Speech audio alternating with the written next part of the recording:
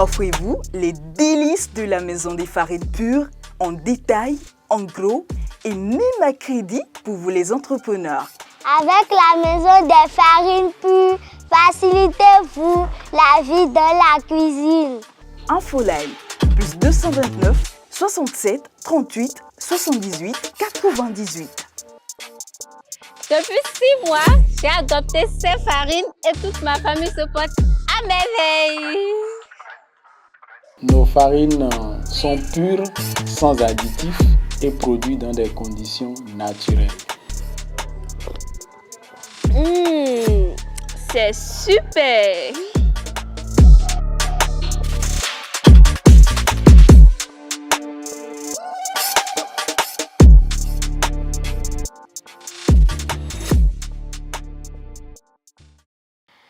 Mesdames et messieurs, bonjour et bienvenue sur Une Minute dans le Monde. En République démocratique du Congo, le président Félix Tshisekedi appelle les combattants en Ituri et au Nord Kivu à déposer les armes. À cet effet, il appelle les contestataires à rejoindre l'opération de désarmement et de réinsertion à travers une déclaration faite ce lundi 14 août à l'ouverture de la table ronde qui doit évaluer la situation de l'état de siège dans les provinces de l'Ituri et du Nord Kivu en proie à l'insécurité depuis 3 décennies. Au Soudan, de nouveaux combats entre l'armée et les paramilitaires ont été signalés le 14 août 2023 à Khartoum et au Darfour Sud.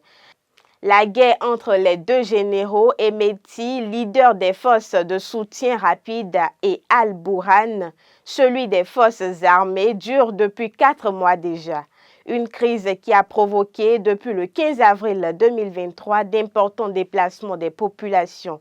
Christophe Garnier, responsable urgence chez Médecins sans frontières, appelle donc à la mobilisation de l'aide internationale pour les ressortissants soudanais réfugiés au Tchad en raison de l'ampleur que prend la crise. Rendons-nous au Nigeria, le président Tinubu pourrait revenir sur sa décision de suspension des subventions sur le carburant. En effet, selon les informations de The Cable, le président Tinubu envisagerait sérieusement de réintroduire les subventions sur le carburant. La plateforme d'information renseignée par des sources proches de la présidence nigériane ajoute que la proposition était fermement sur la table, mais aucune décision n'a été encore prise par le président Tinubu à ce sujet. Arrivé au pouvoir en mai dernier, le président Bola Ahmed Tinubu a supprimé la subvention du carburant. Au lendemain de la prise de cette décision, le prix de l'essence est passé de 200 naira à 500 voire 700 naira au Nigeria, source d'approvisionnement de plusieurs pays de la sous-région comme le Bénin.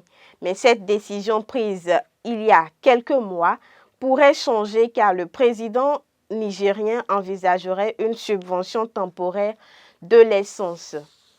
En France, 2 personnes ont été tuées lundi soir lors d'un accident de la route impliquant 2 voitures, dont une en délit de fuite à Sainte-Hélène en Gironde, a-t-on appris mardi d'après les autorités.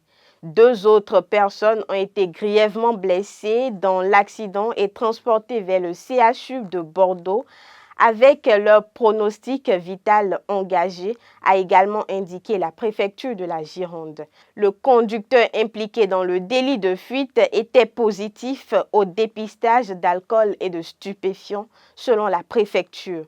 D'après la gendarmerie, cet homme de 38 ans conduisait sans permis et est connu pour plusieurs infractions routières. Il a été placé en garde à vue et une enquête a été ouverte par le parquet de Bordeaux. Les 2 victimes sont 2 femmes suisses âgées de 21 ans qui étaient en vacances en Gironde. Sommé par SMS, un journaliste turc regagne sa prison pour la 5e fois. Le journaliste turc Baris Pelivan d'Istanbul a été sommé par SMS de regagner sa prison pour la 5e fois en 2 ans.